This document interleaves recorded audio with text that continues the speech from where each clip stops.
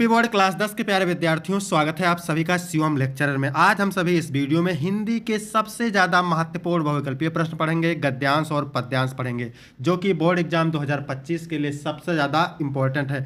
आपका एग्जाम हिंदी का 24 फरवरी को है और 100% इस वीडियो से आपके एग्जाम में प्रश्न आएंगे, तो आप लोग वीडियो को पूरा अंत तक देखिएगा। पहला क्वेश्चन है, आचार्य रामचंद्र शुक्ल किस युग के लेखक हैं? भारतेंद्र युग के, द्विवेदी युग के, शुक्ल युग के, शुक्लोत्तर युग के? तो आचार्य रामचंद्र शुक्ल युग के लेखक हैं। सी ऑप्शन बिल्कुल सही हो जाएगा। क्वेश्चन नंबर 2 है, गुनाहों का देवता किस विधा की रचना है? निबंध, कविता, उपन्यास, कहानी? तो गुनाहों का देवता उपन्यास विधा की रचना है और कमेंट करेंगे कि गुनाहों का देवता किसकी रचना है। क्वेश्चन नंबर 3 है, दीप जले शंख बजे के लेखक हैं? कन्हैया लाल मिश्र, प्रभाकर, हरिवंश राय बच्चन, रामवृक्ष बेनीपुरी, देवेंद्र सत्यार्थी? तो दीप जले शंख बजे के लेखक है कन्हैया लाल मिश्र, प्रभाकर। क्वेश्चन नंबर 4 है, शुक्ल युग की समय अवधि है? तो शुक्ल युग की जो समय सीमा है वो 1919 से 1938 तक है। क्वेश्चन नंबर 5 है, नीड़ का निर्माण फिर किस विधा की रचना है? जीवनी, आत्मकथा, साक्षात्कार या रेखाचित्र? तो नीड़ का निर्माण फिर ये आत्मकथा विधा की रचना है और हरिवंश राय बच्चन की रचना है। क्वेश्चन नंबर 6 है, रामधारी सिंह दिनकर की रचना है? तो संस्कृत के 4 अध्याय रामधारी सिंह दिनकर की रचना है। इंदुमती हिंदी की प्रथम कहानी है किशोरी लाल गोस्वामी की। कंकाल जयशंकर प्रसाद का क्या है? उपन्यास है। और चंद्रगुप्त नाटक है जयशंकर प्रसाद का। क्वेश्चन नंबर 7 है, मधुशाला किसकी रचना है? मधुशाला हरिवंश राय बच्चन की रचना है। सी ऑप्शन बिल्कुल सही हो जाएगा। क्वेश्चन नंबर 8 है, नदी के द्वीप किसकी रचना है? तो नदी के द्वीप सच्चिदानंद हीरानंद वात्स्यायन अज्ञेय की रचना है।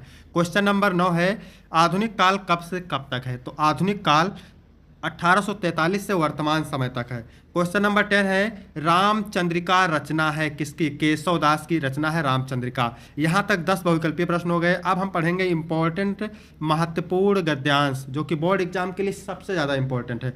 तो सबसे पहले किसी भी गद्यांश को पढ़ने से पहले, उस गद्यांश को हल करने से पहले गद्यांश को पढ़ते हैं। और ये गद्यांश आपके बोर्ड एग्जाम में कितने नंबर का पूछा जाता है? 6 अंक का पूछा जाता है। ठीक है, 3 प्रश्न गद्यांश के नीचे रहते हैं, 2-2 अंक के। तो सबसे पहले गद्यांश को पढ़ते हैं। विश्वास पात्र मित्र से बड़ी भारी रक्षा होती है। जिसे ऐसा मित्र मिल जाए उसे समझना चाहिए कि खजाना मिल गया। विश्वास पात्र मित्र जीवन की एक औषधि है। हमें अपने मित्रों से यह आशा रखनी चाहिए कि वह उत्तम संकल्पों से हमें दृढ़ करेंगे, दोषों और त्रुटियों से हमें बचाएंगे, हमारे सत्य, पवित्रता और मर्यादा के प्रेम को पुष्ट करेंगे। जब हम कुमार्ग पर पैर रखेंगे तब वे हमें सचेत करेंगे, जब हम हतोत्साहित होंगे तब वे हमें उत्साहित करेंगे। सारांश यह है कि हमें उत्तमता पूर्वक जीवन निर्वाह करने में हर प्रकार सहायता देंगे। तो चलिए, पहला क्वेश्चन क्या पूछता है इसमें? तो पहला क्वेश्चन पूछता है, उपयुक्त गद्यांश का संदर्भ लिखिए। इसके लिए आपको 2 अंक मिलेंगे। तो संदर्भ कैसे लिखेंगे? सबसे पहले हेडिंग डालेंगे, प्रस्तुत गद्यांश हमारी पाठ्यपुस्तक के गद्य खंड में संकलित मित्रता नामक पाठ से लिया गया है। इसके लेखक आचार्य रामचंद्र शुक्ल है। यहाँ पर पाठ का नाम और लेखक का नाम आप लोग हाईलाइट कर देंगे। फिर दूसरा क्वेश्चन क्या पूछ रहा है कि गद्यांश के रेखांकित अंश की व्याख्या कीजिए। ठीक है, तो सबसे पहले जिसकी व्याख्या करना है उसको पढ़ते हैं। और इस देखिए, यहाँ पर मित्र शब्द मिल गया तो आपको समझ जाना है मित्रता पाठ से लिया गया है। तो जिसकी व्याख्या करना है तो उसको पढ़ते हैं पहले। विश्वास पात्र मित्र से बड़ी भारी रक्षा होती है। जिससे ऐसा मित्र मिल जाए उसे समझना चाहिए कि खजाना मिल गया। विश्वास पात्र मित्र जीवन की एक औषधि है। चलिए, इसकी व्याख्या कैसे लिखना है आपको हम बता रहे हैं। ठीक है, इस अंश में लेखक यह बताना चाहते हैं कि सच्चा और विश्वासपात्र मित्र जीवन के हर मोड़ पर हमारी सहायता करता है। ऐसा मित्र हमें न केवल गलतियों से बचाता है बल्कि अच्छे मार्ग पर चलने के लिए प्रेरित भी करता है।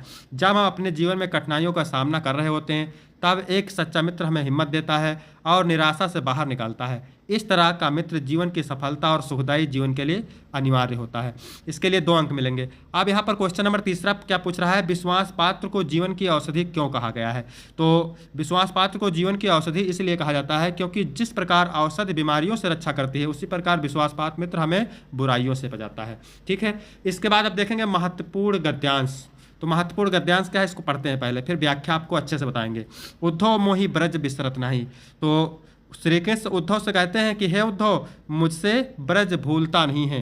वृंदावन गोकुल वन उपवन सघन कुंज की छाई। वह वृंदावन गोकुल वन और उपवन और घने कुंजों की छाया की याद हमें सता रही है। प्रातः समय माता जसुमत और नंद देख सुख पावत। श्री कृष्ण कहते हैं कि हे उद्धव, प्रातः समय यानी सुबह होती ही मैं माता यशोदा और नंद बाबा को देखकर सुख प्राप्त करता था। माखन रोटी दही सजाओ अतिथि साथ खवावत। वो कहते हैं कि माता यशोदा माखन रोटी दही और सजाओ मुझे अत्यंत प्रेम के साथ खिलाती थी। ग्वाल बाल गोपी ग्वाल बाल संग खेलत सब दिन हंसत सिरात। वो कहते हैं कि गोपी ग्वाल बालों के साथ खेलते हुए हमारा सारा दिन हंसते हुए सिरात माने व्यतीत होता था। सूरदास धन धन ब्रजवासी जिनसो हित जत्तात। सूरदास जी कहते हैं, फिर श्री कृष्ण कहते हैं कि उन ब्रजवासियों का जीवन धन्य है जिनको हमसे इतना लगाव है। जिन ठीक है, तो यहाँ पर पहला क्वेश्चन पूछ रहा है उपयुक्त गद्यांश पद्यांश का संदर्भ लिखिए। तो आपको पता चल गया होगा कि किस पाठ से है, पद नामक चैप्टर से है। ठीक है, और इसके लेखक सूरदास हैं। दूसरा क्वेश्चन है गद्यांश के रेखांकित अंश की व्याख्या। तो व्याख्या तो हमने वैसे पूरी बता दिया है, ठीक है, लेकिन यहाँ पर जिसकी रेखा खींची है उसी की व्याख्या करना है आपको। तो श्री कृष्ण उद्धव से कहते हैं कि हे उद्धव, मुझे ब्रज के सुख याद आ रहे हैं, वे भुलाए नहीं जाते।